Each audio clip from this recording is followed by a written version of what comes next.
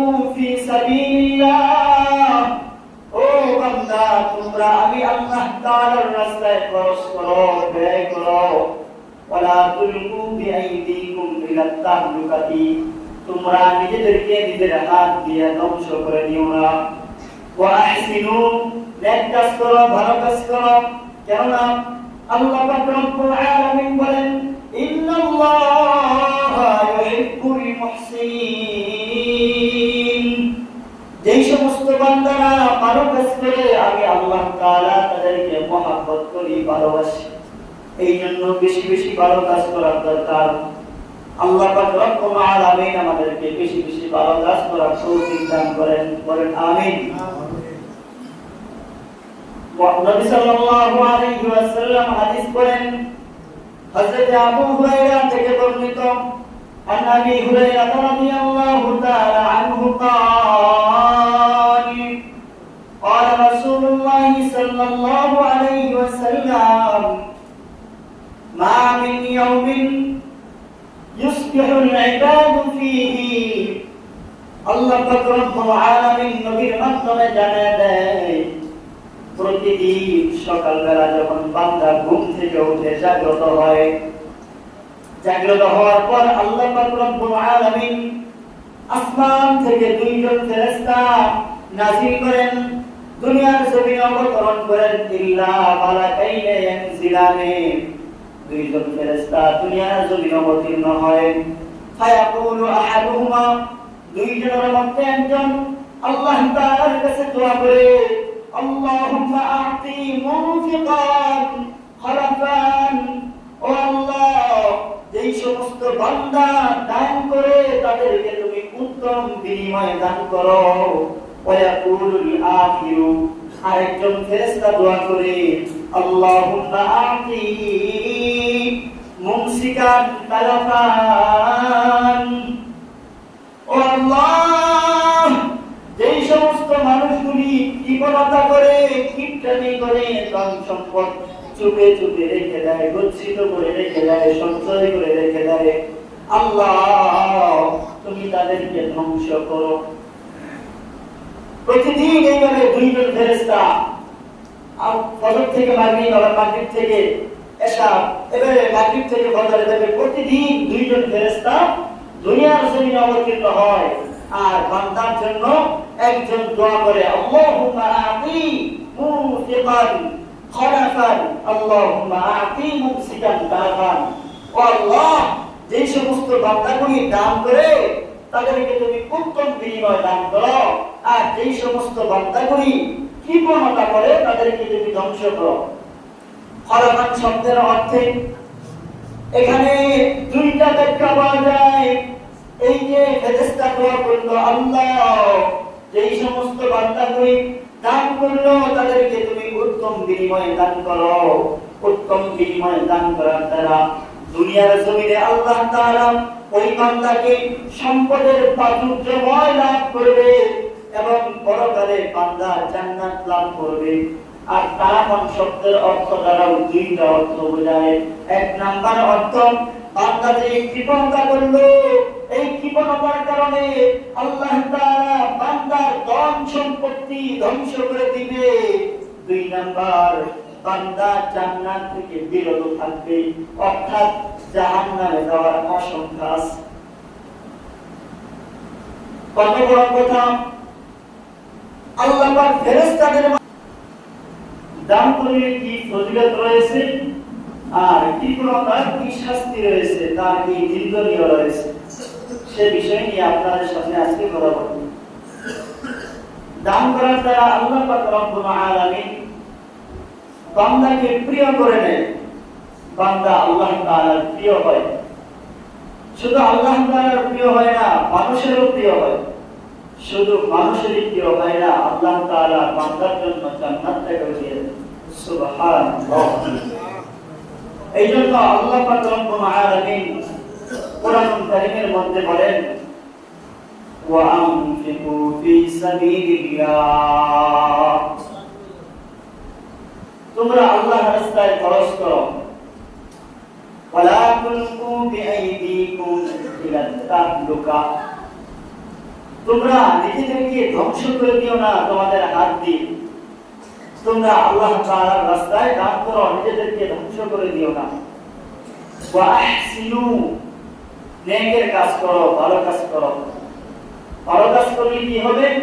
পরবর্তী আয়াতে আল্লাহ তাআলা বলেন, ইন্নাল্লাহা ইউহিব্বুল মুহসিনিন, নিশ্চয়ই আল্লাহ তাআলা মুহসিন বান্দাদেরকে ভালোবাসেন। যারা ভালো কাজ করে আল্লাহ তাআলা তাদেরকে ভালোবাসে। তাহলে আমাদের ভালো কাজ করার দরকার আছে না নাই? আছে। আল্লাহ পাক রব্বুল আলামিন বলেন, ওয়া আনফিকু ফি সাবিলিল্লাহ ওয়া লা তুলকু বিআইদিকুম ইলা তাহলুকাতি ওয়া আহসিনু ইন্নাল্লাহা ইউহিব্বুল মুহসিনিন। ও আমার বান্দারা, তোমরা বেশি বেশি ভালো কাজ করো, নেক কাজ করো। আনফিক শব্দের অর্থ দ্বারা বোঝায় দান করা, খরচ করা। আল্লাহ পাক রব্বুল আলামিন বলেন, ওয়া আনফিকু ফি সাবিলিল্লাহ, ও বান্দা তোমরা আমি আল্লাহ তাআলার রাস্তায় খরচ করো, ব্যয় করো। ওয়া লা তুলকু বিআইদিকুম ইলা তাহলুকাতি, তোমরা নিজেদেরকে নিজের হাত দিয়ে ধ্বংস করে নিও না। ওয়া আহসিনু, নেক কাজ করো, ভালো কাজ করো। কেননা আল্লাহ পাক রব্বুল আলামিন বলেন, ইন্নাল্লাহা ইউহিব্বুল মুহসিনিন, যেই সমস্ত বান্দারা ভালো কাজ করে আমি আল্লাহ তাআলা তাদেরকে মহব্বত করি, ভালোবাসি। এই জন্য বেশি বেশি ভালো কাজ করার দরকার। আল্লাহ পাক রব্বুল আলামিন আমাদেরকে বেশি বেশি ভালো কাজ করার তৌফিক দান করেন, বলেন আমিন। নবী সাল্লাল্লাহু আলাইহি ওয়াসাল্লাম হাদিস বলেন, হযরত আবু হুরায়রা থেকে বর্ণিত, আন আবি হুরায়রা রাদিয়াল্লাহু তাআলা আনহু قال قال رسول الله صلى الله عليه وسلم ما من يوم يصبح العباد فيه, আল্লাহ পাক রব্বুল আলামিন নবীর মাধ্যমে জানায় দেয়, প্রতিদিন সকালবেলা যখন বান্দা ঘুম থেকে উঠে জাগ্রত হয়, জাগ্রত হওয়ার পর আল্লাহ পাক রব্বুল আলামিন আসমান থেকে দুইজন ফেরেশতা নাযিল করেন, দুনিয়ার জমিনে অবতরণ করেন। ইল্লা মালাকাইনে ইয়ানজিলানে, দুইজন ফেরেশতা দুনিয়ার জমিনে অবতীর্ণ হয়। ফায়াকুলু আহাদুহুমা, দুইজনের মধ্যে একজন আল্লাহ তাআলার কাছে দোয়া করে, আল্লাহুম্মা আ'তি মুনফিকান খলাফান, ও আল্লাহ যেই সমস্ত বান্দা দান করে তাদেরকে তুমি উত্তম বিনিময় দান করো।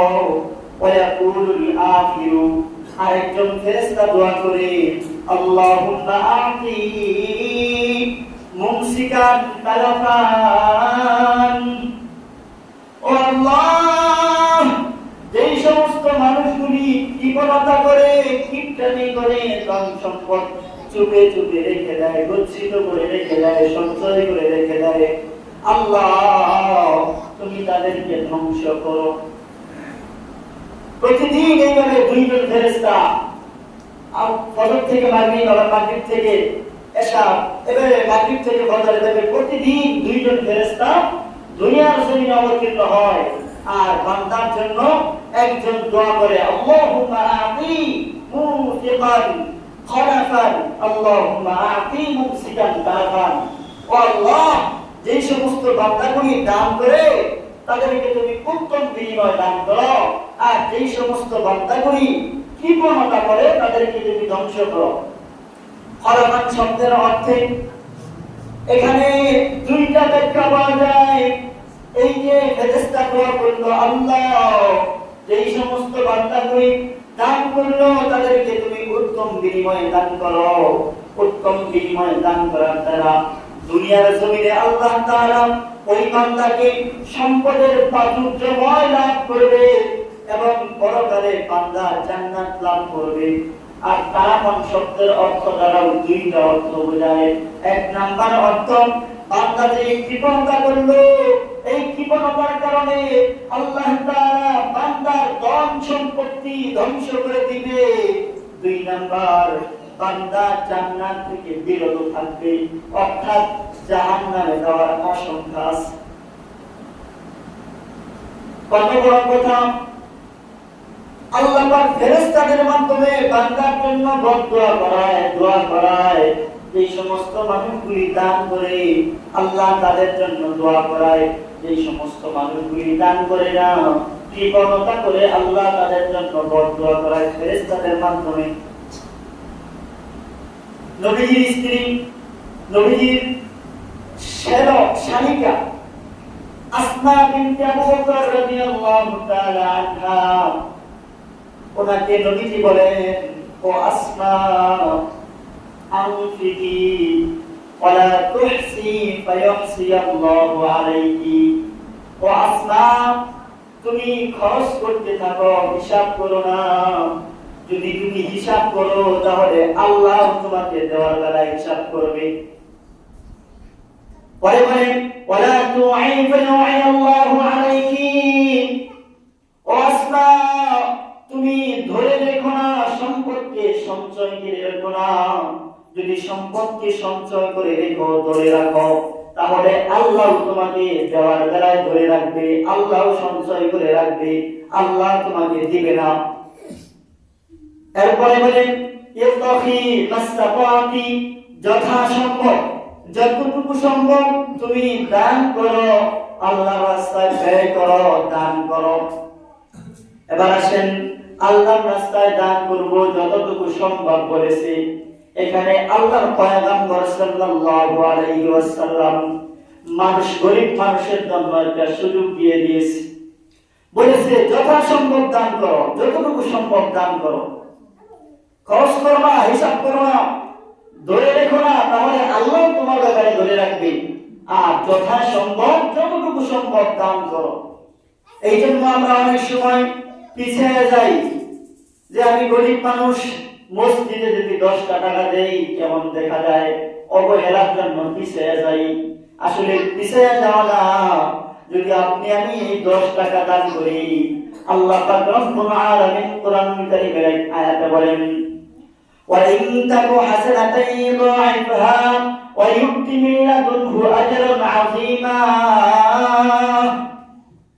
আপনি যথাসম্ভব দান করেছেন, আপনার সামর্থ্যে যতটুকু ধরেছে এতটুকু দান করেছেন। আপনি 1 টাকা দান করেছেন মসজিদে, হতে পারে এই 1 টাকার বিনিময়ে আজরুন আযীমা, আল্লাহ তাআলা এই 1 টাকার ওজনটাকে বাড়ায়া বাড়ায়া মিজানের পাল্লাকে ভারী করে দিতে পারে।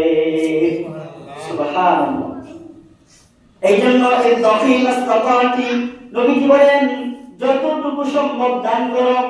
এটা দিয়ে আল্লাহ তাআলা আরো সুযোগ করে দিবেন। অনেক সময় মা বোনেরা স্বামীর হুকুম ছাড়া দান করতে পারে না, কারণ স্বামীর টাকা তো হুকুম ছাড়া নেওয়া যায় না। তাহলে কি করবে? ওই যে দেখা যায় বাড়িতে গরিব মিসকিন আসে, খাবারের জন্য আসে, চায় আমাকে একটু ভিক্ষা দেন, চাউল দেন, আল্লাহর রাস্তায় আমাকে কিছু দান করেন।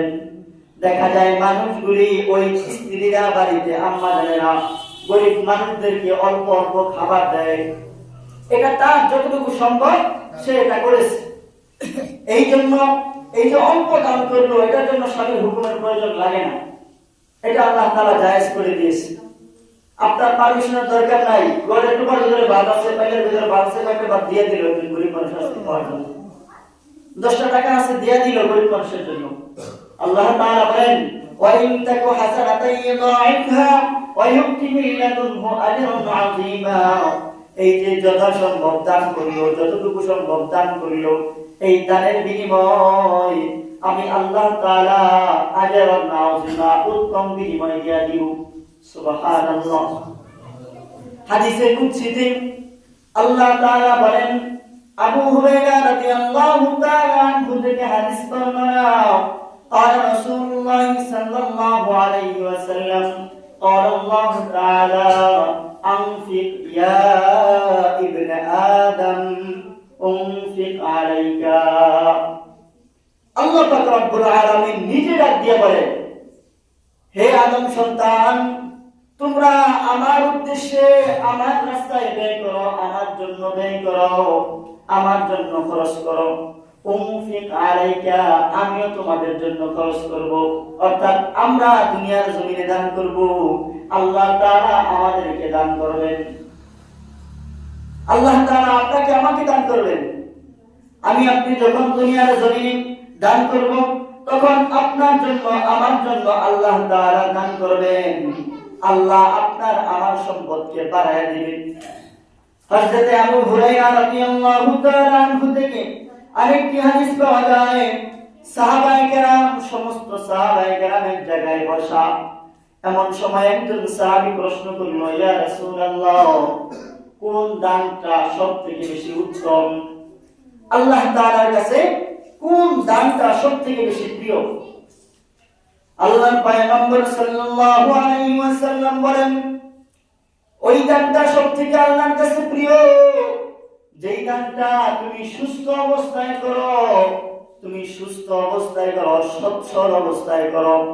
তোমার কাছে টাকার লোভ আছে, ধন সম্পদের লোভ আছে, এমন সময় দান করো। তুমি সম্পদ রক্ষণশীল, এমন সময় দান করো।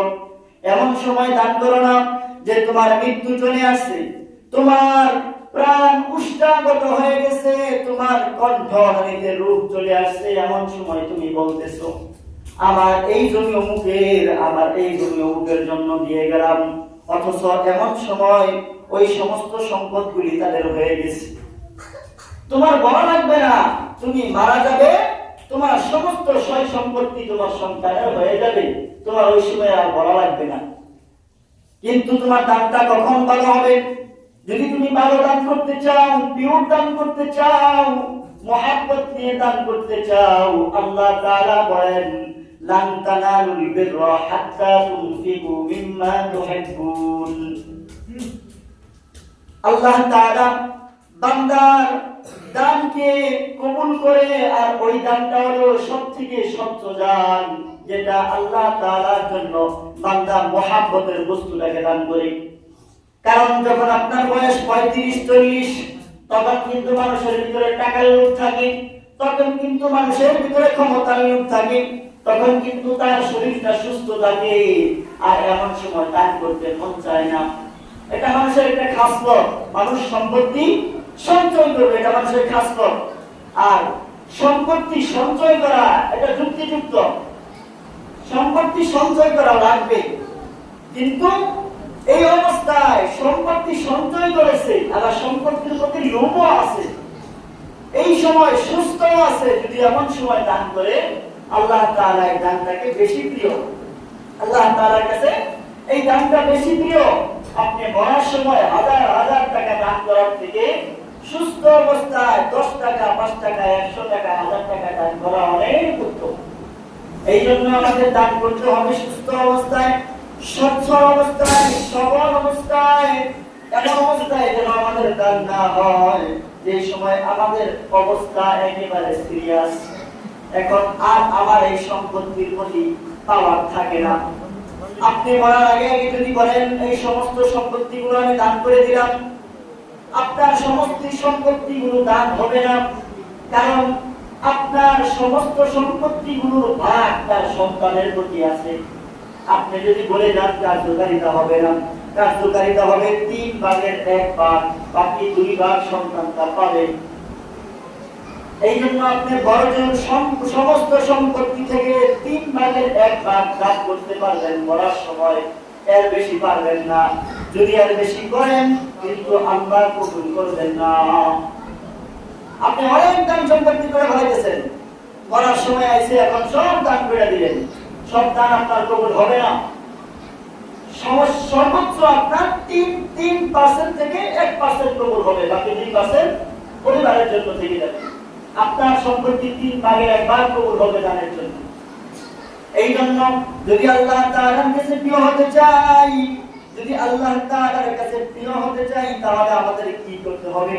সচ্ছল অবস্থায় দান করতে হবে, সবল অবস্থায় দান করতে হবে। যখন আমাদের টাকার লোভ আছে, তখনই দান করতে হবে, তাহলে আল্লাহ তাআলার কাছে প্রিয় হতে পারবো। অন্য এক হাদিসে আছে, যে ব্যক্তি দান করে আল্লাহ পাক রব্বুল আলামিন ওই মানুষটাকে মহব্বত করে ওই মানুষটা আল্লাহ তাআলার নিকটে চলে যায়। শুধু তাই না, ওই মানুষটা মানুষের নিকটে চলে আসে। ওই মানুষটা শুধু মানুষের নিকটে না, ওই মানুষটা জান্নাতের কাছাকাছি চলে আসে। তাহলে দান করার ফজিলত আছে না নাই? কোন আছে না? দান করার ফজিলত দুনিয়াতে আপনি পেয়ে যাবেন, আপনি আল্লাহর প্রিয় হয়ে যাবেন, মানুষ আপনাকে সম্মান করবে, আপনাকে ভালোবাসবে, পাশাপাশি মরার পরে জান্নাত আপনার নিকটে চলে আসবে। পরক্ষণে আপনি যদি কি বন্ধ করেন, দান না করেন, তাহলে কি হবে? আল্লাহ তাআলা থেকে আপনি দূরে সরে যাবেন, আল্লাহ তাআলার ভালোবাসা থেকে আপনি দূরে সরে যাবেন। মানুষ ও দুনিয়ার মানুষ আপনাকে ভালোবাসবে না, দুনিয়ার মানুষ আপনার থেকে দূরে দূরে থাকবে। শুধু তাই না, জান্নাতও আপনার থেকে দূরে দূরে থাকবে। মোট কথা, আপনি আল্লাহর কাছে প্রিয় না, দুনিয়ার মানুষের কাছে প্রিয় না, আপনার কাছে জান্নাতও নাই, আপনি জাহান্নামের কাছাকাছি, জাহান্নামের আশঙ্কা আপনার জন্য। তাহলে আমাদের দান করার দরকার আছে না? হযরত আয়েশা রাদিয়াল্লাহু তাআলা আনহা একদিন জিজ্ঞাসা করে, ও আল্লাহর পয়গম্বর, আপনার সাথে কোন স্ত্রী প্রথম মিলিত হবে? মানে দুনিয়ার জমিন থেকে যখন চলে যাবে, আপনার কোন স্ত্রী আপনার সাথে আগে মিলিত হবে? নবীজি বলেন, যার হাত বেশি লম্বা ও আমার সাথে পরকালে আগে মিলিত হবে। এবার সমস্ত স্ত্রীরা তাদের হাত মারতে থাকলো, কাঠি দিয়ে লাঠি দিয়ে হাত মারতেছে। তাকায় দেখে হযরত সাউদা রাদিয়াল্লাহু তাআলা আনহার হাতটা বেশি লম্বা। তাহলে মনে হয় সাউদাই কিয়ামতের ময়দানে নবীজির সাথে প্রথম মিলিত হবে। সাউদাই মনে হয় তাহলে নবীজির সাথে প্রথম মিলিত হবে। কিন্তু না, কিছুদিন পরে দেখা গেল নবীজির স্ত্রীর মধ্য থেকে সর্বপ্রথম হযরত যায়েনব রাদিয়াল্লাহু তাআলা আনহা দুনিয়া থেকে বিদায় নিলেন। যখন যায়েনব রাদিয়াল্লাহু তাআলা আনহা দুনিয়া থেকে চলে গেলেন, তখন সমস্ত স্ত্রীদের ভুল ভেঙে গেল।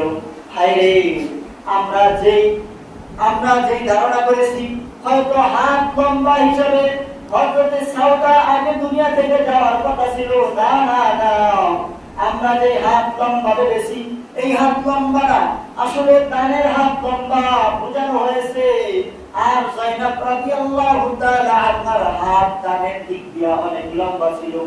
সে দান করতে ভালোবাসতেন এবং নিজের কাজ নিজে করতে ভালোবাসতেন। যায়েনব রাদিয়াল্লাহু তাআলা আনহা নবীজির ফুফাতো বোন ছিলেন। যায়েনব রাদিয়াল্লাহু তাআলা আনহা নবীজির আযাবকৃত গোলাম যায়েদ, এই যায়েদের স্ত্রী ছিল। যায়েদের সাথে যখন তালাক হয়ে যায়, বিবাহ বিচ্ছেদ হয়ে যায়, এরপরে নবীজি যায়েনব রাদিয়াল্লাহু তাআলা আনহাকে বিবাহ করেছিলেন। এই যায়েনব আল্লাহ তাআলার কাছে প্রিয়, নবীজির কাছে প্রিয়। সর্বপ্রথম নবীজির সাথে তার মোলাকাত হয়ে গেল। সর্বপ্রথম দুনিয়া থেকে হযরত যায়েনব রাদিয়াল্লাহু তাআলা আনহা দুনিয়া থেকে চলে গেলেন। এবারে হযরত আবু তালহা রাদিয়াল্লাহু তাআলা আনহা নবীজির একজন প্রিয় সাহাবী, ডাক দিয়ে যখন এই আয়াতটা নাযিল হয়, লাম তানালুল বিররা হাত্তা তুনফিকু মিম্মা তুহিব্বুন, যতক্ষণ পর্যন্ত বান্দা মুহাব্বতের বস্তু আল্লাহর রাস্তায় দান না করবে, আল্লাহর রাস্তায় খরচ না করবে, ওই বান্দাটা পূর্ণবান হতে পারবে না। হযরত আবু তালহা রাদিয়াল্লাহু তাআলা আনহা সে অনেক সম্পত্তির মালিক ছিল, খেজুর জাতীয় সম্পদের বড় একজন মালিক ছিল। পাশাপাশি তার একটা কূপ ছিল, মিঠা পানির কূপ, যেটা আমরা কুয়া কই শহরে চিনি। কূপ ছিলেন না? তার একটা কূপ ছিল, বাইরাহা নামক একটা কূপ ছিল। কূপের ভিতরে মিঠা পানি, আর এটা ছিল মসজিদে নববীর কাছাকাছি। তার এই মুহাব্বতের বস্তু ছিল, তার একটা প্রিয় ছিল, অনেক প্রিয় ছিল। এবার এই আয়াত নাযিল হওয়ার পর ডাক দিয়ে কয়, ও আল্লাহর পয়গম্বর, আমি আমার কাছে একটা মুহাব্বতের বস্তু আছে। আল্লাহ তাআলা তো বলেছে বান্দা পরিপূর্ণ পূর্ণ হতে পারবে না যতক্ষণ পর্যন্ত মহব্বতের বস্তু না দান করবে। আল্লাহর পয়গম্বর আমার সবথেকে মহব্বতের বস্তু হলো আমার এই কূপ। ও আল্লাহর পয়গম্বর, আমি এই কূপটা দান করতে চাই। আল্লাহর পয়গম্বর বলেন, এই কূপটা তোমার আত্মীয় স্বজনের মধ্যে ভাগ করে দাও, তাদের জন্য এই কূপটা দান করে দাও, তারা যেন এখান থেকে পানি নিয়ে খেতে পারে।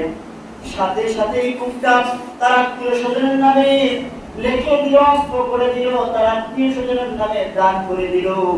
আর আল্লাহ তাআলার কাছে নেক আশা করলো, পুণ্যবানের আশা করলো।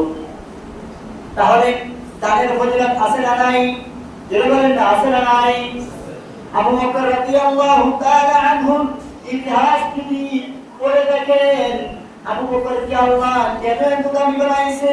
অর্থাৎ আবু বকর রাদিয়াল্লাহু তাআলা আনহু আল্লাহর কাছে কেন এত দামি হয়েছে, নবীর কাছে এত কেন দামি হয়েছে? যদি ইতিহাস জেনে দেখেন, হযরত আবু বকর রাদিয়াল্লাহু তাআলা আনহু দানের দিক দিয়ে ছিলেন অগ্রগামী। দানের দিক দিয়ে তো এমন অগ্রগামী ছিল যে আল্লাহর কাছে দোয়া করতো, আল্লাহর কাছে দোয়া করে করে কান্না করতো। তার স্ত্রী জিজ্ঞাসা করলো, আপনি কেন এত কাঁদেন? বলে, আমার কান্নার কারণ হলো আমি আল্লাহর কাছে একটা জিনিস চাই। ও আল্লাহ, আমি আপনার সম্পদগুলি নবীকে দান করতে চাই, কিন্তু দান করলে তো দানদাতার হাত উপরে থাকে আর গ্রহীতার হাত নিচে থাকে। আমি আল্লাহর পয়গম্বরকে দান করলে তো আল্লাহর পয়গম্বরের হাত নিচে চলে যায়। আমি আল্লাহর পয়গম্বরের সামনে সামান্যতম অসম্মানী করতে চাই না, বেয়াদবি করতে চাই না। এই জন্য আমি আল্লাহ তাআলার কাছে একটা দোয়া করতাম, আল্লাহ তুমি আমার সম্পদটাকে নবীজির সম্পদের মতো বানিয়ে দাও। আমার সম্পদটাকে নবীজি যেন খরচ করে নিজের মনে করে। হাদিসের মধ্যে পাওয়া যায়, নবীজি আবু বকরের সম্পদ খরচ করতে নিজের মনে করে, আল্লাহ তাআলা এই দোয়া কবুল করে দিয়েছে। শুধু তাই না, আল্লাহ পাক রব্বুল আলামিন আবু বকরের বেলায় কুরআনুল কারীমের কয়েক জায়গায় আয়াত নাযিল করে দিয়েছে। অন্য এক জায়গায় আয়াত নাযিল করে আল্লাহ তাআলা বলেন, ফাআম্মা মান আ'তা ওয়াত্তাকা ওয়া সাদ্দাকা বিল হুসনা ফাসানুয়াসসিরুহু লিল ইউসরা। হযরত আবু বকরের একটা গুণ ছিল, সে গোলাম কিনে কিনে আযাব করে দিত, আর এই শর্তে আযাব করত যে তুমি মুসলমান হয়ে যাবা। হযরত বেলালকে কিনে আযাব করে দিয়েছে, তার গোলামগুলোকেও সে আযাব করে দিত মুসলমান হওয়ার শর্তে। তার বাবা কুহাফা বলে, আবু বকর, তুমি এই বৃদ্ধ মানুষদেরকে, অসহায় মানুষদেরকে কেন কিনে কিনে আযাব করো? বরং তুমি ভালো একটা পালোয়ান কিনে আযাব করে দাও, যাতে করে তোমার কাজ করতে পারে। কিন্তু আবু বকর বলে, না না না, আমি এই বিনিময়ে দুনিয়ার মানুষের কাছে চাই না, দুনিয়ার থেকে আমি কারোর কাছে চাই না। এই বিনিময়ে আমি আল্লাহ তাআলার কাছে চাই। আল্লাহ পাক রব্বুল আলামিন আবু বকরের বেলায় আয়াত নাযিল করে দিয়েছে, ফাআম্মা মান আ'তা ওয়াত্তাকা ওয়া সাদ্দাকা বিল হুসনা। যে দান করেছে এবং সে যা সত্য সেটা গ্রহণ করেছে, সে মুত্তাকি হতে পেরেছে। যে দান করেছে এবং যা সত্য সেটা গ্রহণ করেছে, সে মুত্তাকি হতে পেরেছে। আর আল্লাহ তাআলা বলেন, ফাসানুয়াসসিরুহু লিল ইউসরা। যেই ব্যক্তি দান করবে, যা সত্য সেটা গ্রহণ করে নিবে, সে মুত্তাকি হবে। আর আমি আল্লাহ তাআলা তার সমস্ত পথগুলি সহজ করে দিব। সুবহানাল্লাহ। আমি আপনাদের সামনে কমিটিদের অনুমতিক্রমে একটা দাবি আপনাদের সামনে তুলতে চাই। এতক্ষণের কথায় মোটামুটি বুঝতে পেরেছেন দান করার দ্বারা আল্লাহ তাআলা কতটুকু খুশি হয়, আর দান না করলে আল্লাহ তাআলা কতটুকু বেজার হয়। আপনারা দেখতে পাচ্ছেন মসজিদে কাজ সামনে অগ্রগামী। কাজটা কালকেই ধরতো, কিন্তু কারেন্ট না থাকার কারণে ধরতে পারে নাই। আজকে বন্ধ ছিল, আগামীকাল ইনশাআল্লাহ টাইসের কাজ শুরু হয়ে যাবে। তাহলে এমন একটা সময়, যেই সময়টা মসজিদটা এখন ক্ষুধার্ত অবস্থায় আছে, এখন